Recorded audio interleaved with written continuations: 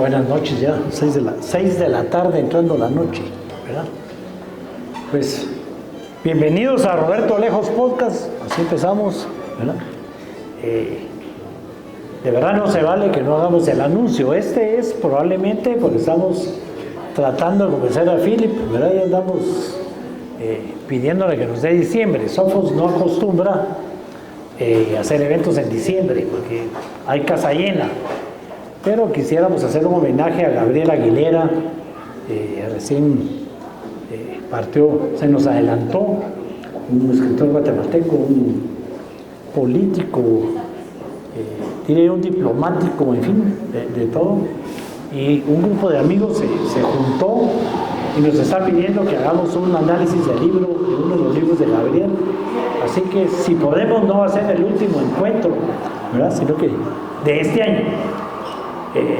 En principios de diciembre vamos a estar haciendo el anuncio, vamos a adelantar los libros de todo el año para que se dé tiempo de comprarlos e irlos leyendo poco a poco, ¿verdad? Yo les ruego que me hagan señas para que deje de hablar.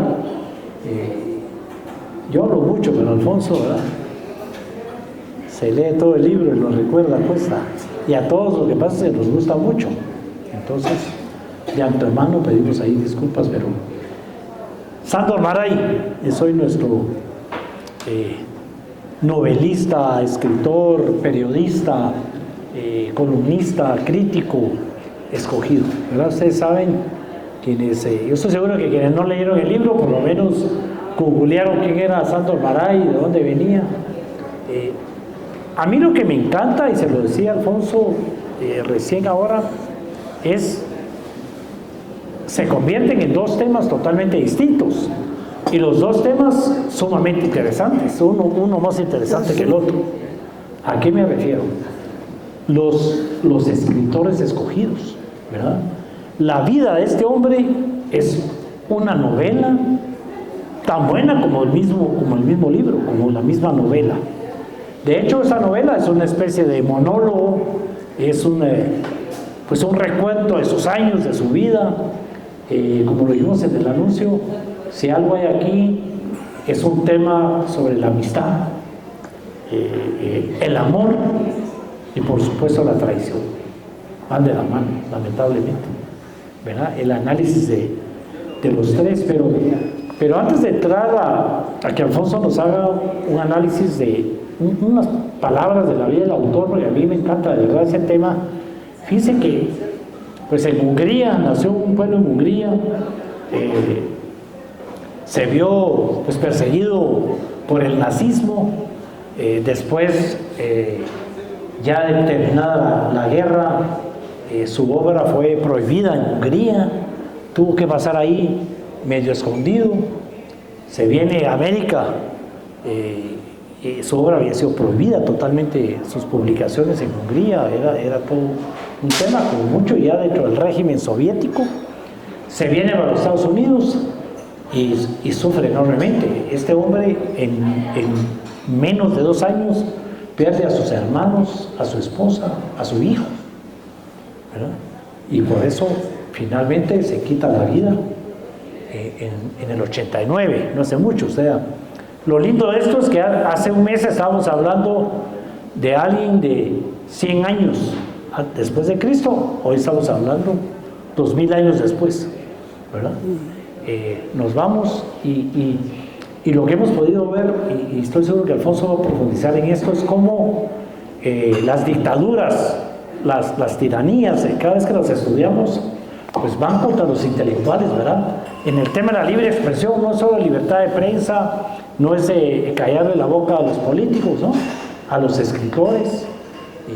Y así van los libros que Alfonso ha ido escogiendo, ¿verdad? De la utilidad y lo inútil, cuando vemos que lo primero que se cierra son las bibliotecas, lo que para todo el mundo es inútil.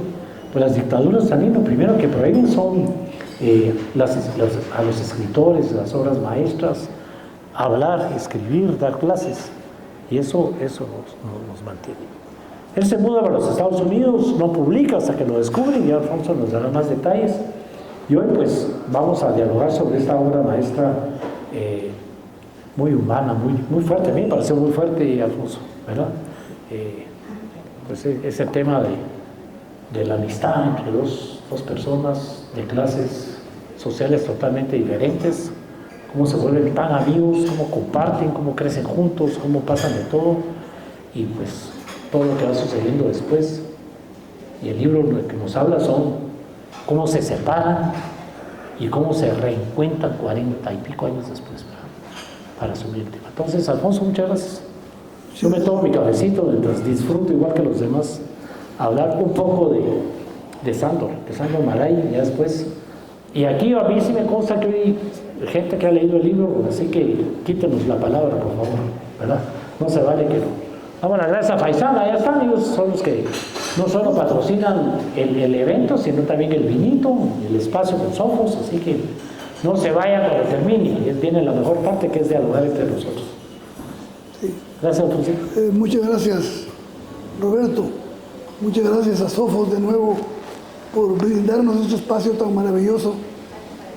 Tan maravilloso digo porque cada vez que nos juntamos, cada mes que nos juntamos, se encuentra uno con gente que pensó que no iba a volver a ver.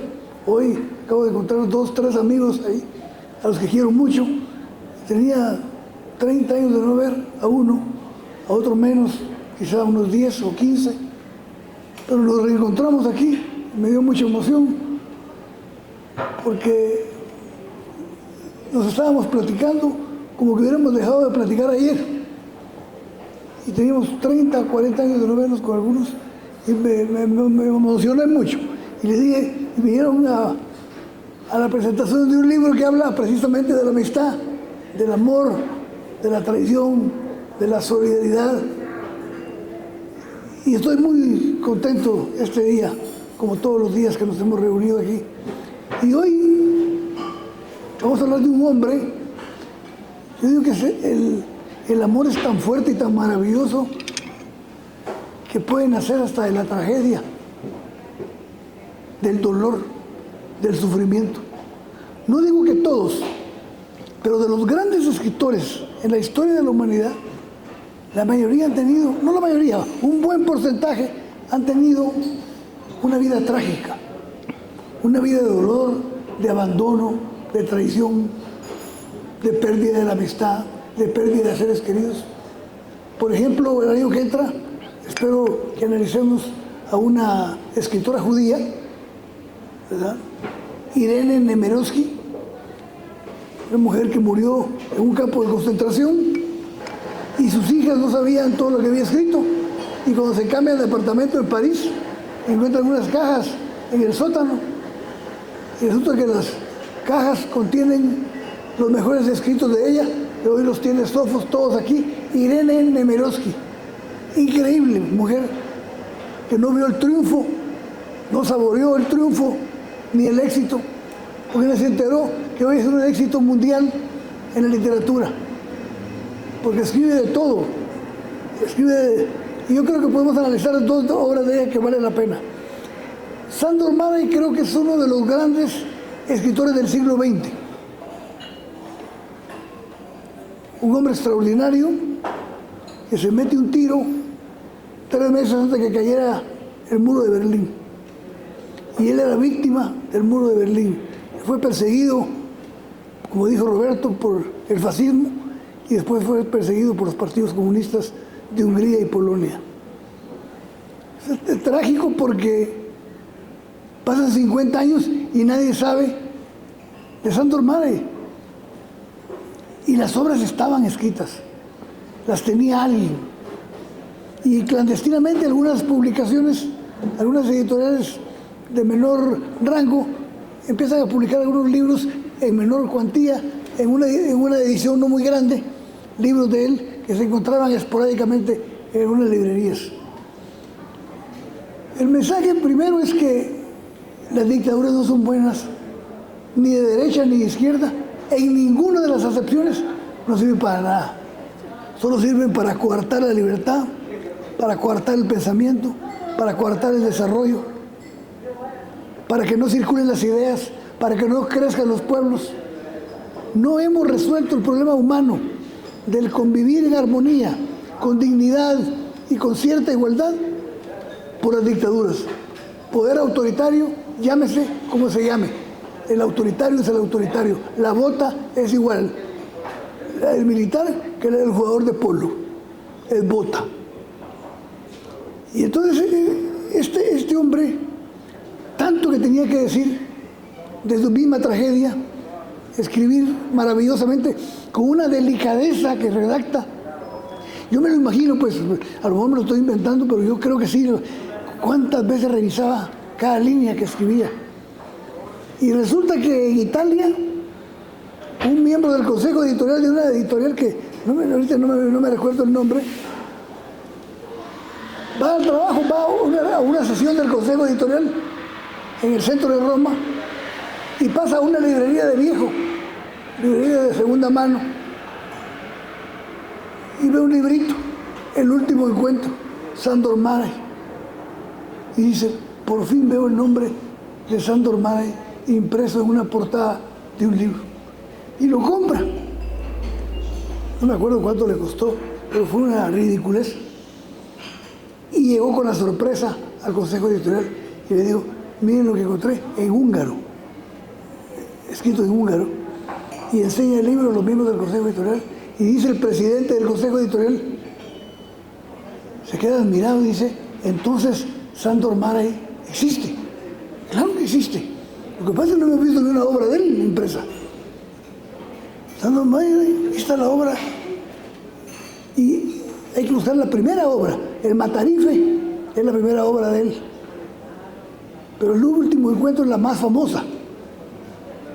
Y entonces pues hay que localizar a la familia. Y entonces los italianos sacan la primera edición del último encuentro de Sándor Márai en italiano.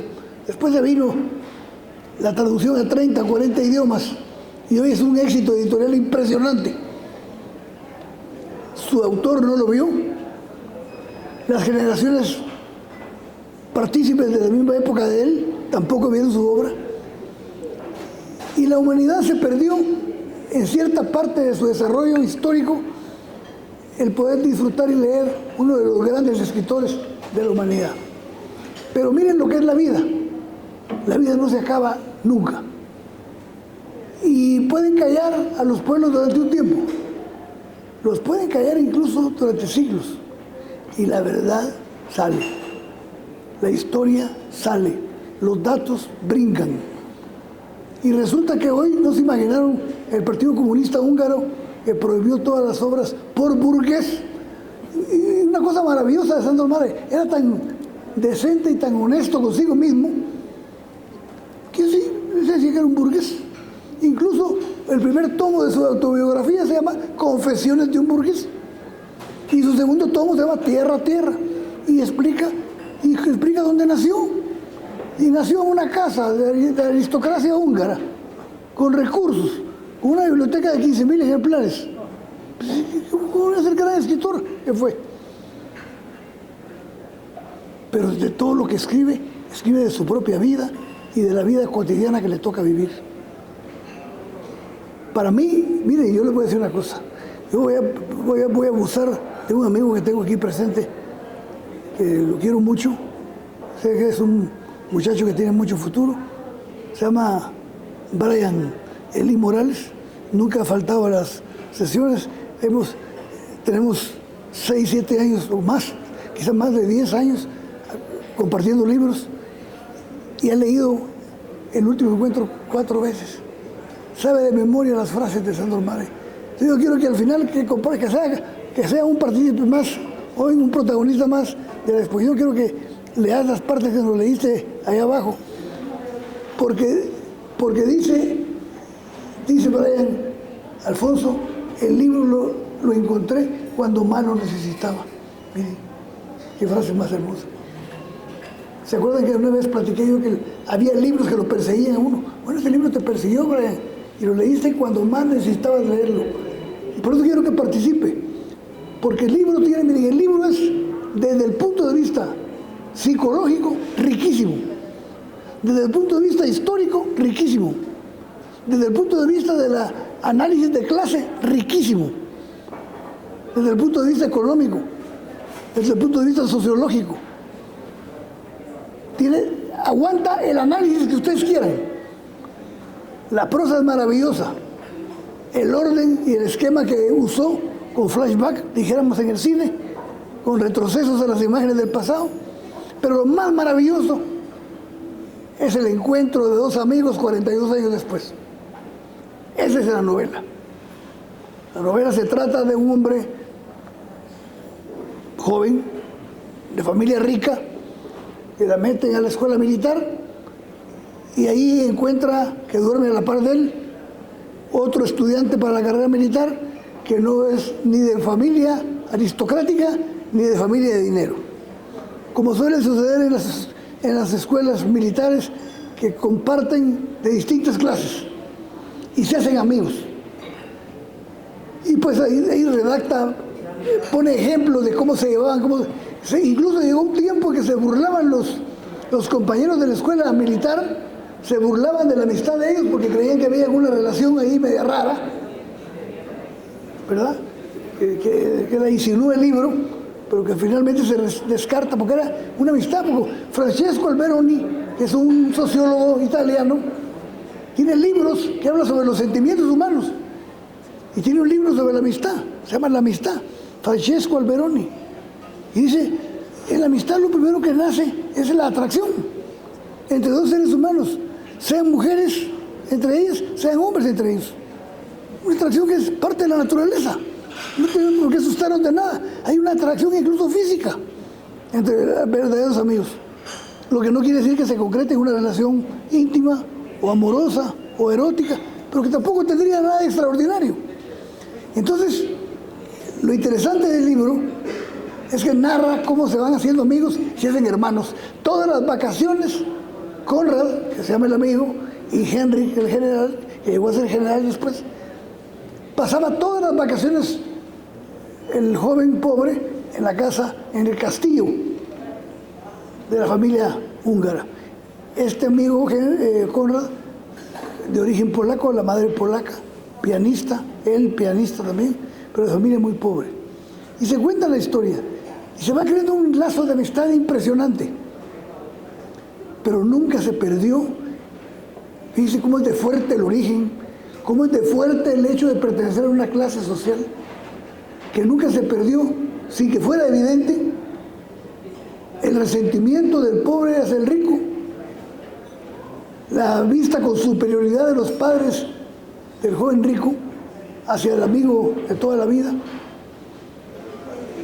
Y como muy bien me contaste hoy, Brian, qué buena observación me hiciste, había una envidia, si le podemos poner entre comillas, de Conrad hacia Henry, porque es un hijo de familia rica, de abolengo, de trayectoria, hijo de militares, de miembros de la Guardia Real, que lo trataban con cariño, con admiración en todas las fiestas, y él no, porque él no era nadie, él no venía de familias poderosas ni aristocráticas. Entonces evitaba incluso salir con él de parranda, porque el que se llevaba todos los halagos era el amigo. Llegaron a ser tan amigos que una amiga de toda, no de toda la vida, pero de mucho tiempo, de Conrad, se la presenta a Henry, que es el que finalmente es el general en el diálogo final de la novela. Y lógicamente la mujer era muy guapa, se enamora Conrad de ella y se casa con ella. Todo va bien, todo va armonioso, maravilloso. Su deporte favorito, casi salían a diario a cazar, con perros, escopetas de lujo y los mejores caballos. Y en una cacería de un domingo, el general Henry siente que le está apuntando a alguien para matarle. Se voltea a ver y ve a Conrad, pálido. Dice, este intentó matarme. Pero no dice nada en la cacería. Pero ella se fue con aquel dolor, como que se le caía el mundo, que le caía el cielo encima. Su hermano, su gran amigo, intentó matarlo. Cuando llegan nadie habla, todos se van mudos de regreso, llegan, se sientan en el salón en que disfrutaban el resultado de la cacería, de la caza, y se sienta él con la depresión más grande del mundo, y en ese momento baja la esposa, que es Cristina, a la que le presentó Conrad, y cuando lo ve sentado vivo, se asusta. Entonces ahí él confirma que había un plan. Quiere hablar con Conrad, y Conrad se va a su departamento, huyendo del castillo. Entonces viene él y dice, este se va a escapar, se quiere ir. Yo tengo que hablar, quiero aclarar, porque esa es parte de la novela, la búsqueda de la verdad.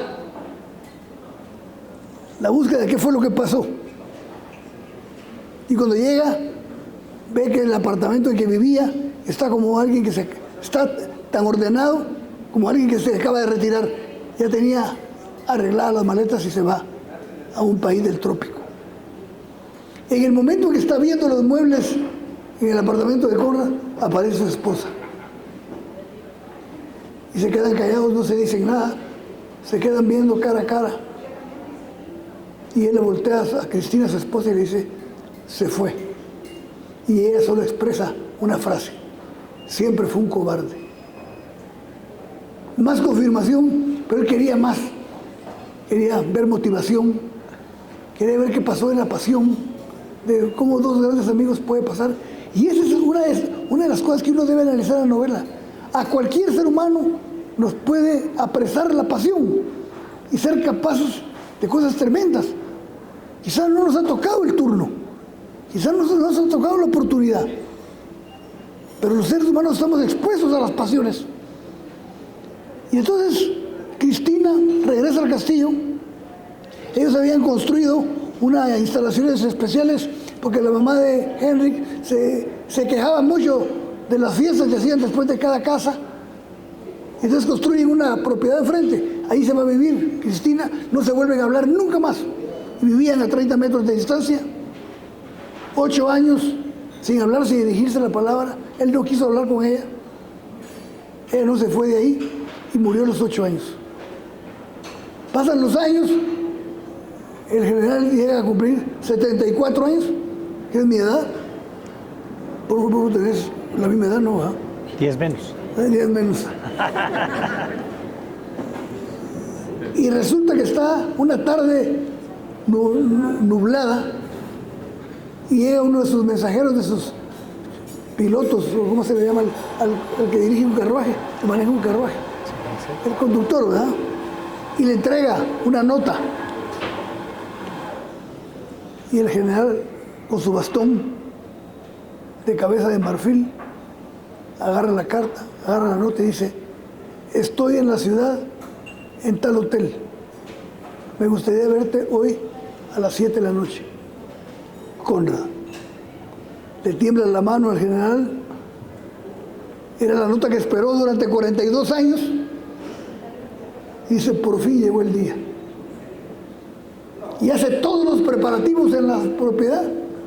Le dice a Nini, que es su ama de llaves, que además lo amamantó a él cuando nació el general, tiene 91 años, Nini. Dice, Nini, y se le queda viendo ella y le dice, no me digas, vino, ¿va? Vino. Hoy a las 7 de la noche cenamos. Quiero la mejor porcelana. Quiero los mejores vinos. Quiero todo lo mejor, las mejores cortinas, los mejores manteles. Quiero una noche especial.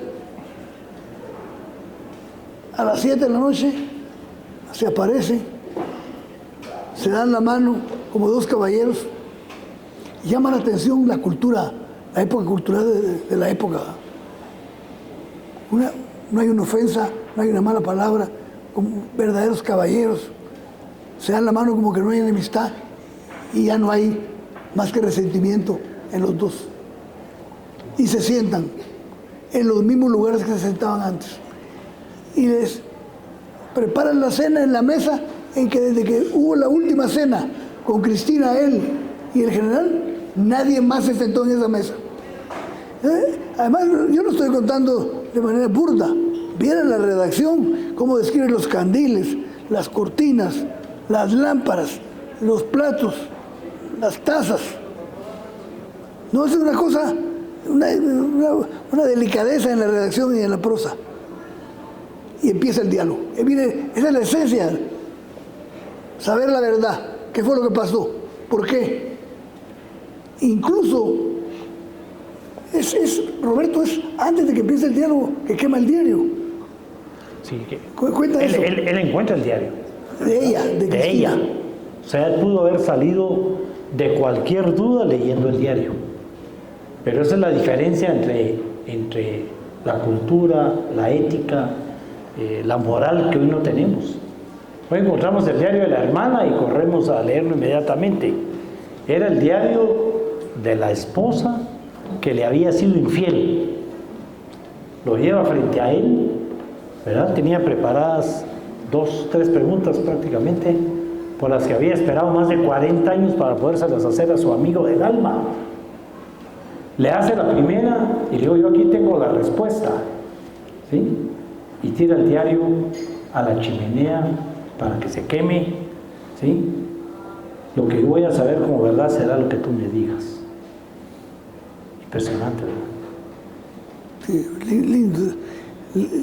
Miren la confianza de él, que pensaba que iba a saber la verdad y que no necesitaba oírla de ella o leerla de ella, sino oírla de él. El amigo. Del amigo, que cree que va a ser sincero en esa oportunidad. Empieza un diálogo que es para mí el poema más maravilloso que se ha escrito sobre la amistad. Le da clases.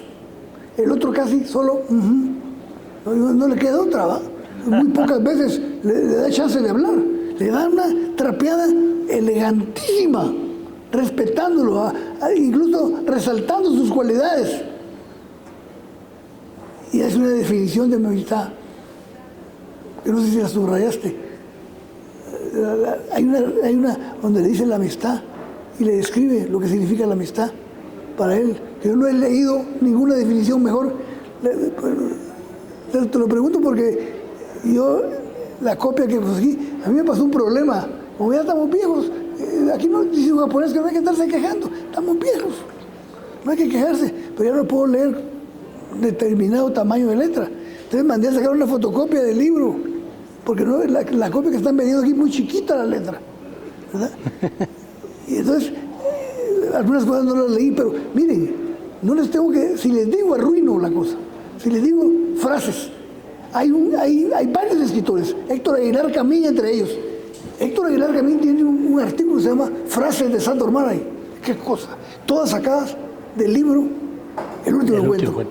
Pero él tiene una barbaridad de libros. Tiene La mujer justa, Divorcio en Buda, El divorcio de Esther, La herencia de Esther,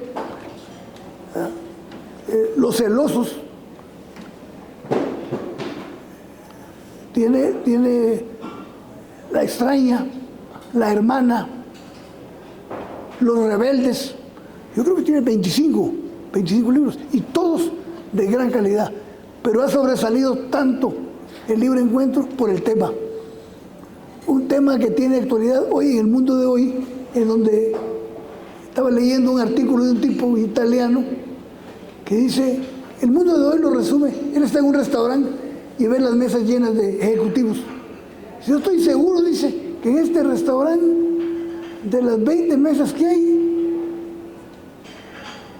18 mesas está compuesta por gente que está o haciendo negocios, o pidiendo un favor, o viendo cómo llega a un acuerdo en un pleito, o viendo cómo crece la empresa. Y de las 18, de las 20, 2 son verdaderos amigos que se sentaron a comer solo por el hecho de disfrutar el sentarse y comer con amigos. Y eso lo dice él en el restaurante que describe la imagen. Ese es el mundo de hoy. Hoy, lo que se ha perdido, hoy no hay amigos, o por lo menos han disminuido tremendamente el verdadero amigo. Hoy prevalecen los negocios, el acuerdo, la sociedad. Entonces, por eso yo creo que, pero sobre todo porque de alguna manera, miren, a muchos de nosotros o a la mayoría de nosotros, nos ha pasado cosas similares a las del general con diverso tamiz. Pero nos ha pasado el abandono de un amigo, la traición de una pareja, la muerte de un familiar, un pleito, familias que se dejan de hablar 50 años y se mueren y no se hablaron nunca. No se tiene ese detalle de hablar y enfrentar la situación. Cuando mi hermana compró ese libro en México, yo no lo había leído y lo leyó en el avión cuando se vino de México a Guatemala. En la noche me habló, me dijo, compra ese libro. Qué cosa más maravillosa. Entonces lo compré, lo terminé de leer a los 4 días y lo primero que hice fue hablar a mi padre, que teníamos años con una relación rispante, dura, y le dije que dónde estaba y llegué a verlo y pasamos 4 días haciendo las paces. El libro me impulsó a eso, porque esperar 42 años, ¿se imaginan qué clase de vida puede ser esperar 42 años a que aparezca el amigo para hablar de la verdad? Y la vida del otro viajando con la angustia de cuándo va a ir a ver a su amigo. Y por fin, muriéndose en las últimas horas de su vida, aparecen. ¿Verdad? Entonces, el libro tiene un gran concepto de la amistad. Y digo una cosa, Roberto, que me llamó la atención porque también lo he leído. La traición es tan vil que tiene que ser de gente que uno ama y que a uno lo aman. Miren las contradictorias dialécticas, ¿verdad?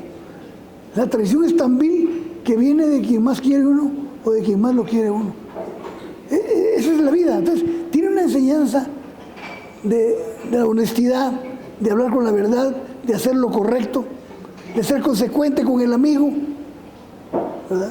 De respetar la dignidad de los amigos. No sé si es ahí o en otros libros cuando habla de los pobres. Pues pobreza ha habido toda la vida en todo el mundo. El problema es que hay que sumarle, en algunos países, además de ser pobre, hay que ser indigno y hay que ser desigual. Por encima de la pobreza todavía se le trata desigualmente y sin dignidad, sin respetar su dignidad. Triple carga social. Yo creo que ahí de alguna manera lo explica él. Entonces me gustaría, Roberto, si tienes algún comentario final y que Brian también ya la palabra. Miren, ¿qué creen ustedes? Bueno, los que leyeron el libro sí lo saben, ¿verdad? Pero esperar más de 40 años para preguntarle qué. ¿Verdad? 3 preguntas, pero en la primera le dice, ¿verdad? Si era verdad lo que él sospechaba y le dice, pues en todo caso, ¿verdad? Ya no te la voy a hacer porque es evidente, ¿verdad? Le quedan 2. ¿Sabía ella que me ibas a matar?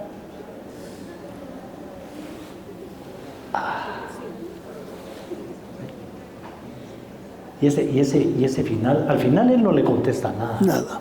No habla.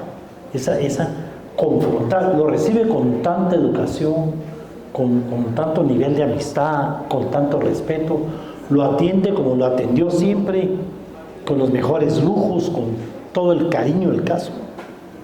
Respeta al que no quiera hablar, quema el diario. Al hombre que nunca lo enfrentó, se fue. Cuando lo fue a buscar ya no estaba con José Alfonso. El final es impresionante, y Brian nos lo estaba leyendo ahí antes de cómo se llama, de entrar aquí, ¿verdad? Hablando sobre la tercera pregunta, al final no contesta, ni siquiera se despiden, ¿verdad? Sí. El silencio dice mucho en esta hora, ¿verdad? Dice a la salida del hombre, ¿verdad? Bajan las gradas, se dirigen a la puerta, le abre la puerta y hasta ahí. Y finalmente, y Roberto, en la puerta le dice, no sé para dónde vas, si para Londres o para el trópico. Lo que sí te digo es que seguirás siendo mi amigo. Es decir, no había odio, no había resentimiento, no había sed de venganza.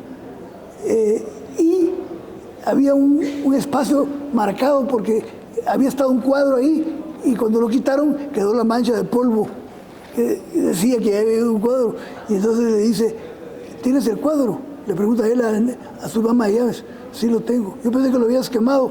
No, ahí lo tengo. Ya lo puedes poner.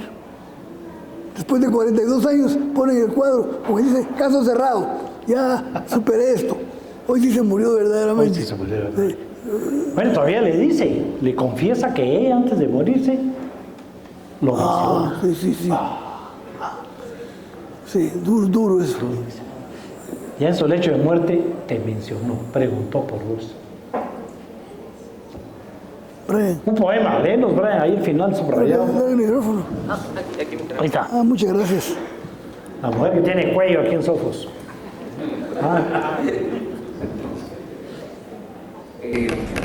Respecto a la amistad, solo quería agregar previo las frases que tengo donde él da un concepto de amistad. Y dice que a veces pienso que la amistad es la relación más intensa de la vida y que por eso se presenta tan pocas ocasiones. Al erotismo de la amistad no le hace falta el cuerpo, no le es atractivo, resulta incluso inútil. La amistad es la relación más noble que puede haber entre los seres humanos. La amistad es un servicio. Al igual que el enamorado, el amigo no espera ninguna recompensa por sus sentimientos. No espera ningún galardón, no idealiza a la persona que ha escogido como amiga, ya que conoce sus defectos y la acepta así, con todas sus consecuencias. Y en cuanto a las preguntas, y una de las frases que le comentaba que más me impacta es cuando le dice, bueno, al final no te espero tanto tiempo para preguntarte si me ibas a matar o si Cristina me había sido infiel contigo. Eso de nada sirve, y lo menciona porque dice, porque hay preguntas que la vida misma se encarga de contestarlas, y eso ya me ha sido contestado. Y parte de lo que igual que le mencionaba que me impresiona es cuando dice, bueno, aquí ella me confesó todo en el diario, pero no quiero leer la respuesta. En primero porque ya sé, porque no quiero quedarme con esa imagen, así que lo quema, lo tira para que el fuego sea el único testigo de lo que ella pudo haber escrito.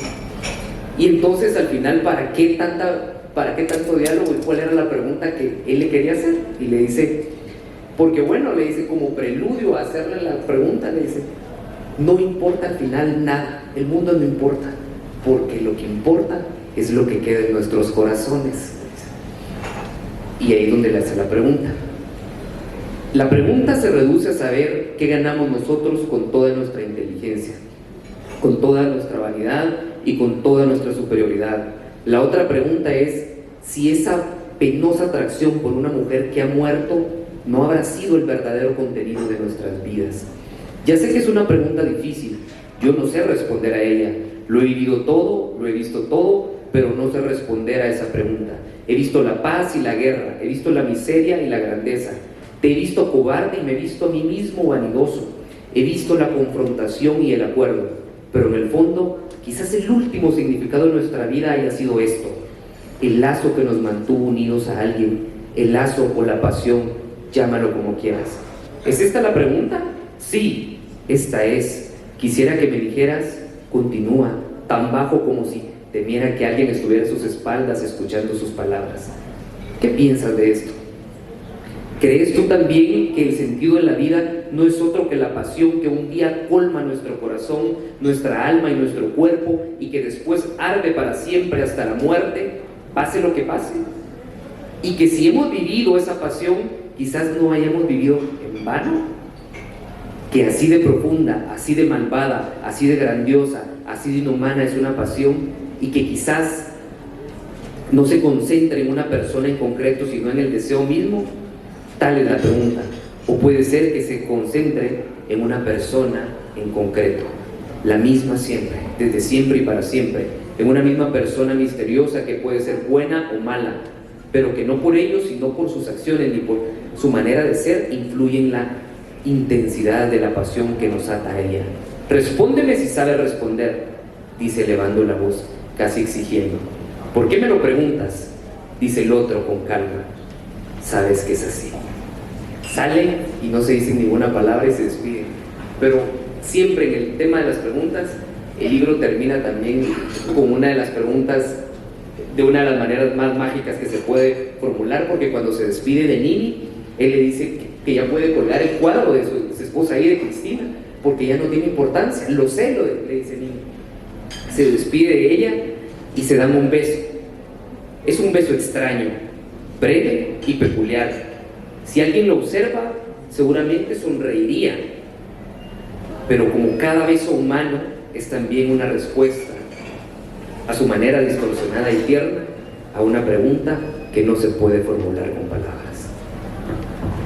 Gracias, Rey. Un aplauso a Brian. Un poeta, ¿sí? Ustedes saben que hay gente que se dedica a hacer esto, ¿verdad? Simplemente la portada, el pitch deck, algo así es el término, ¿verdad? Se tiene que leer el libro para poder hacer una presentación, para que cuando uno ande ahí entre los corredores de Sofos y vea si el libro es interesante o no, con leer eso lo resume, ¿verdad? Oigan qué dice: todo converge en un duelo sin armas, ¿sí? Aunque tal vez mucho más cruel, cuyo punto en común es el recuerdo imborrable de una mujer. Atrae, ¿verdad? ¿Quién más nos quiere hablar? Por favor. Yo quisiera comentar que... Ahí va la chica con el micrófono. Muchas gracias. Yo quisiera comentar que el capítulo 13 y 14 realmente es donde está el meollo de la novela, no en el hecho cuando está la despedida. Eso es demasiado, resumen demasiado. Creo que esta obra tiene mucho del espíritu kafkiano, ¿verdad? Como la metamorfosis, por ejemplo, o el juicio. Es intrincada la entrevista, la pregunta, el razonamiento, en este caso del general, cuando está entrevistando a un amigo. Pero él le hace muchas veces la pregunta: ¿por qué eres mi amigo? Y le dice: yo te considero un amigo, pero realmente él sabe que el amigo había sido un traidor con él. ¿Por qué? Porque le había faltado, digamos, a los principios básicos de la moral entre amigos. Y hay una frase que dice por ahí: la fatalidad entra por la puerta que nosotros mismos abrimos. También hay otra cosa: el personaje principal no era una persona humilde. Él le dice: yo te traté con benevolencia. Y le está hablando al amigo que regresa después de 42 años. Cuando una persona piensa que trata al otro con benevolencia, hay que pensar realmente si lo está tratando en términos de igualdad, o por el contrario, hay una aparente superioridad que puede ser por el hecho que ellos han sido del imperio austrohúngaro, el otro ha sido de Galicia, que era un lugar muy cerca de Rusia, en Polonia. Entonces, sí es interesante.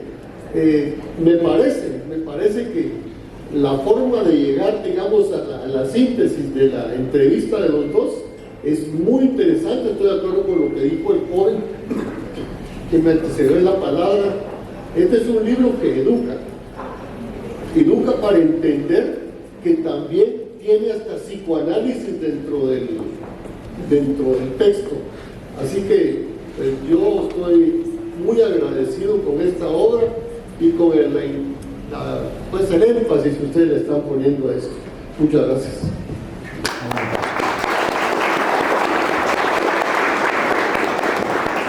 Un comentario. ¿Alguien más nos quiere ayudar aquí al frente? Juan Pablo Álvarez. Juan Pablo. Gracias, Roberto, y gracias, presidente. Me gustó mucho lo que decían del libro, del sentimiento de la amistad que todo ser humano ha vivido. Y hay dos cosas que yo veo: una es la honestidad de Henry y el cariño que ni él lo sabía manejar, y otra es la traición que uno puede tener hacia otra persona. Y yo creo que, no soy psicoanalista, pero pensé en psicoanálisis también, como decía el compañero de atrás, que el primer cariño que uno tiene cuando nace obviamente es la madre, y tienes enojo al papá que le quita a la mamá. Yo creo que después de la madre va un amigo, y después de un amigo va un amor. Yo creo que a veces también las personas se sienten incluso más rotas cuando dejan a un amigo que a un amor. Pero en las amistades siempre hay algo, como en el amor, algo silencioso, que es la imperfección del amigo o la más perfección de uno mismo, que tal vez él es más inteligente, él es más guapo, él es más popular, él es más rico, él es más social, que hay como esa cierta, un poco de envidia o vicio hacia esa persona, que es lo que está en la amistad silenciosa, que nunca se lo vas a decir a la persona. Incluso tu amigo sabe que te tiene envidia en una cosita, pero nunca se va a mencionar. Y eso se ve siempre en las amistades. Yo les quisiera preguntar a ustedes, como sabemos todos acá, en el puesto que llegaron a tener en la nación, usted como presidente de la República, usted como presidente del Congreso, que llegó tal vez con un amigo y que esa relación silenciosa que les decía, de envidia, de sentimiento, explotó y los apuñalaron de forma figurativa. ¿Les pasó? Y yo me imagino de que más en el cargo en el que estaban, sabían de que no le podían poner enfoque a eso, pero le ponían enfoque a eso, porque les ponía tristes y porque les arruinaba la guía que les tenía que dar a la nación. Pero vivieron ese rompimiento que al final de todo, tal vez Conrad, tuvieron a un Conrad, esa es la pregunta, en su éxito de la nación. Yo tuve como 5. Muy buena pregunta, Juan Pablo, porque este drama, esta narración, tan bien hecha, tan bien escrita, tan bien expresada, se puede aplicar a distintos niveles de la sociedad. No solo en la relación familiar, en la amistad, sino en los negocios, en el poder. En el poder se traslucen muchos de los problemas personales. Yo tuve gente que me apoyó, que toda la vida fue leal y que falló en el último momento. Pudo más su ambición que la amistad. Por ejemplo, me pasó una cosa, sin decir nombres, hubo el escándalo de un desfalco tremendo y lo hizo un amigo. Y cuando me dan la noticia, me lo dan a las 10 de la mañana, y por cierto, miren cómo es la vida, la noticia me la dio la que era gerente del ICS, que es hoy la presidenta del Tribunal Supremo Electoral, Blanca Alfaro. Ella me llevó la nefasta noticia. Y a mí me tocaba a las 12 hablar con todos los deportistas del país, que no sé a qué evento iban. Y entonces, no sé por qué se me ocurre empezar a hablar del problema. No hablar del problema, sino decir que yo estaba viviendo un problema. Y entonces me salieron las lágrimas. Porque el dolor del hecho, el dolor que había sido mi amigo, que había que destituirlo, que había que procesarlo, y lo sentí, me lo acabo de encontrar, 42 años después. No, me lo encontré, hace poquito me lo encontré ahí en el centro de la estación, centro comercial, en un restaurante, y nos dimos un abrazo, no mencionamos nada del pasado, lo vi muy bien con su esposa, y no hablamos del tema, ya fue superado. Pero viví como 3 o 4 casos. ¿Verdad? Por ejemplo, alguien que me ayudó, y según yo y según él, solo porque el país necesitaba cambios y yo expresaba y cristalizaba esos cambios. Ese era el discurso. Y entonces había que darme todo el apoyo. Y cuando me di cuenta que todo el apoyo no era para mí, era para él. Y tuve que tomar medidas drásticas, duras, que hasta hoy sigo pagando las consecuencias. Toda la familia es enemiga mía a muerte. ¿Ya? Porque confié en el amigo, confié en la sinceridad de sus palabras, y eso suele suceder muy seguido en la política y en las relaciones de poder. Uf. Yo no tendría ni por dónde empezar, pero yo tal vez creo que contarles cómo nos conocimos Alfonso y yo y cómo nos separamos durante un tiempo precisamente por eso. Exactamente. Por las traiciones de gente totalmente ajena a los dos, ¿verdad? Alfonso recién regresó de México. Yo tenía un día de haber sido electo presidente del Congreso. Me habían puesto a dieta y nos conocimos, y ahí sí voy a decir nombres, de los 15 años de la hija de Baudilio Ichus en Chiquimula. Cierto. Pero ahí están las fotos, sudados, qué calor y qué fiestón, ¿verdad? Ahí nos conocimos el presidente Portillo, hicimos clic, empezamos a compartir la misma nutricionista, ¿verdad? En aquel entonces, los dos libras, equilibrados, negociadores, con amor a la patria, muy influenciados por la democracia cristiana. Vamos a aprovechar que está nuestra querida Cabrera aquí, de la banda de los demócratas cristianos. Y entonces desde ahí hicimos una buena amistad, una buena relación. Después hubo que separarnos por las razones que se conocen. Alfonso se fue o se lo llevaron, como quieran ver, del país. Y estando Alfonso afuera, yo empiezo a tomar la decisión de no ser candidato por segunda vez, a tirar la toalla en mi candidatura presidencial. Pero como era un partido recién hecho, lleno de traidores, porque eso, la lista sería terrible decirlo, pero queríamos hablar, empiezo yo a llamar a Alfonso por teléfono. 3 minutos teníamos derecho nada más a hablar por teléfono, para convencerlo que se viniera. Y otra vez hacemos clic: la refundación del Estado, la necesidad de la participación ciudadana. Y recordarán ustedes aquel regreso triunfal de Alfonso, conferencia de prensa en el aeropuerto, y nos tocó hacer campaña política en todo el país sin ser ninguno de los dos candidato a ningún cargo público. Era salvar el partido, tratar de llevar la mayor cantidad de diputados al Congreso de la República y, ¿por qué no?, ¿verdad?, compartir nuestro sueño, tratar de hacerlo una realidad. Y nos volvemos a separar por las traiciones de los que ganaron, de los que fueron candidatos en esa época, ¿verdad? Por eso es que ahora en el reencuentro, ¿verdad?, no el último encuentro, el reencuentro, hemos tomado la decisión de hacer esto, ¿verdad? Muy grato, ¿verdad? Andamos dando este tipo de charlas sobre participación política, sobre lo que costó alcanzar la democracia, precisamente sobre las traiciones, el lado humano de la política, los errores, etcétera.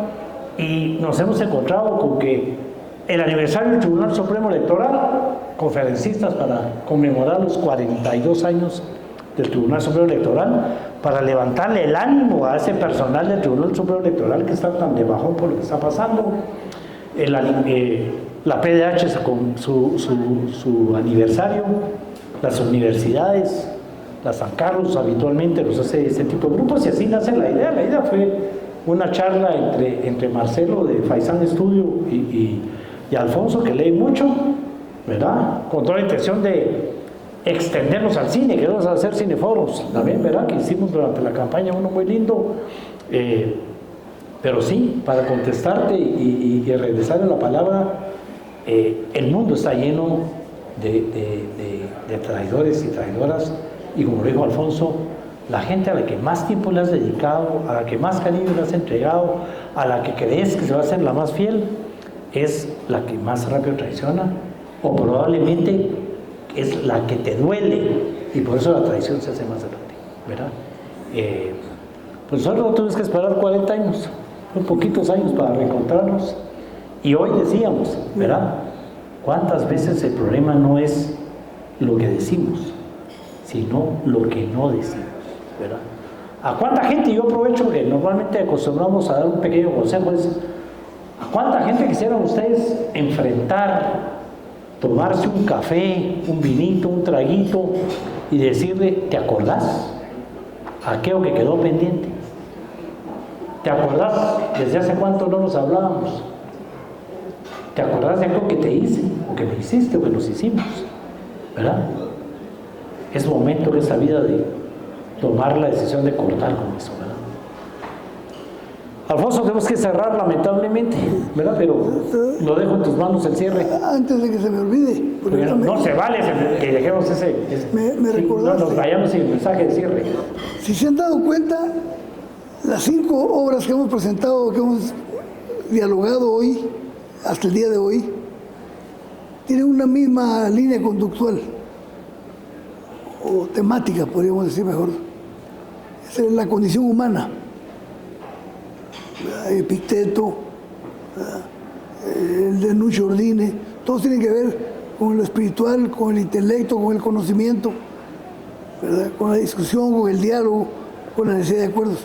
Y ahorita que habló Roberto, me acordé de 2 libros que los tenemos que ver el año que entra. Uno que se llama Reencuentro, que es la amistad de un judío con un alemán, historia real en Alemania, y el libro se llama Reencuentro, que me encantó, aquí está. Es de un joven abogado alemán. Es una maravilla, que es muy corto, como 120 páginas, pero tiene una gran enseñanza y una gran profundidad psicológica y sociológica. Y el otro se llama Historia de un alemán, Hafner, el autor, un estudiante de Derecho que trabaja en el Poder Judicial cuando asciende Hitler al poder, y cuenta cómo vivió, cómo empezaron a cambiar todos los trabajadores y los compañeros de trabajo con respecto a él, porque tenía sangre judía. Entonces, son dos grandes obras, muy cortas, pero que tienen una gran profundidad. Esas 2 las vamos a incorporar, ¿verdad? Y lógicamente va a ser quizá muy tedioso porque es un poquito largo, pero vale la pena, siquiera, aunque hagamos a un lado algunos capítulos que no son esenciales para entender el libro, tenemos que platiquémoslo, porque va a cambiar su perspectiva sobre el desarrollo de los países y sobre la economía de los países. Se llama ¿Por qué fracasan los países? De James Robinson y Acemoglu, un pakistaní y un gringo. Un libro maravilloso, ha vuelto bestsellers. Bueno, se recibieron el premio Nobel los 2. Nunca un libro de historia económica ha recibido el premio Nobel de Economía. Es la primera vez. Entonces, tipos como ese libro nos van a servir a nosotros para tener otra visión del mundo, ¿verdad? Y para quitarnos el sectarismo que tenemos muchos de nosotros. A nuestra edad ya no tenemos derecho a tener sectarismos. Y agradezco mucho los comentarios que he oído esta noche. Muy maravilloso lo que dijo el compañero allá atrás, porque lo platicamos, y lo platicamos contigo. La cuota de psicoanálisis que tiene el libro es impresionante, y cabal lo tocó el compañero allá. Muchas gracias de nuevo. Sofos, como siempre, nos brinda un vinito, ¿verdad? Fue una reunión muy bonita y estamos listos para la próxima, lo que decías de Gabriel Aguilera.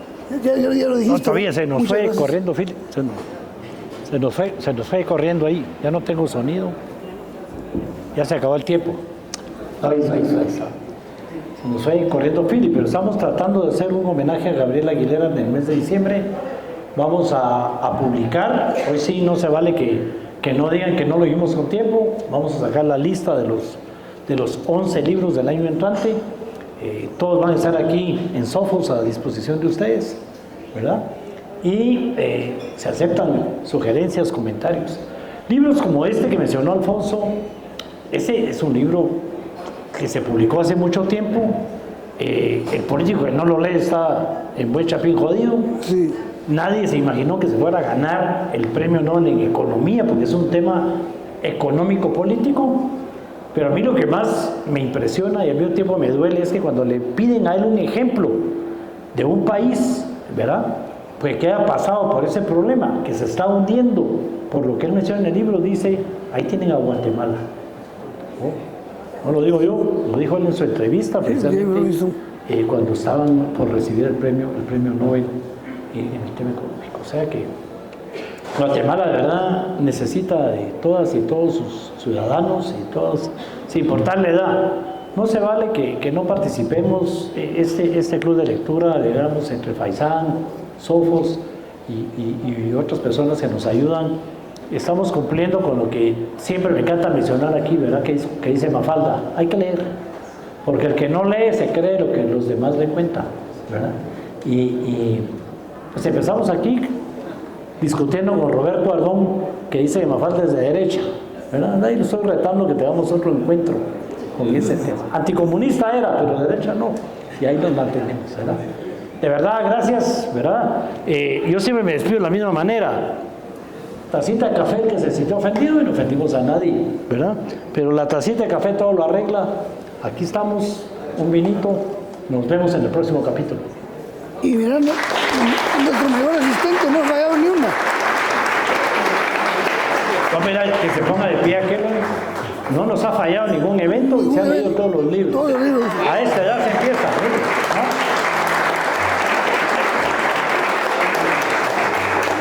Hoy sí, gracias. Salud. Ahí está. Bueno, salud. Ahí está el vinito. Tinto.